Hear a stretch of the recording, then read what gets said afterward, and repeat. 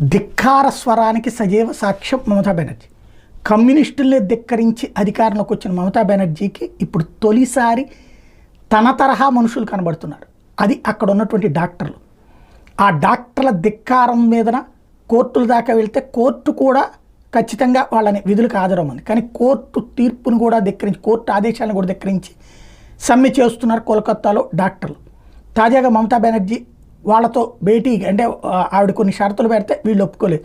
చివరికి ఆమె వీళ్ళ మీటింగ్ దగ్గరకు వచ్చింది, నిరాహార దీక్ష శిబిరానికి వచ్చి ఆమె చెప్పినటువంటి మాటల్ని డాక్టర్లు అంగీకరించలేదు, నమ్మలేదు.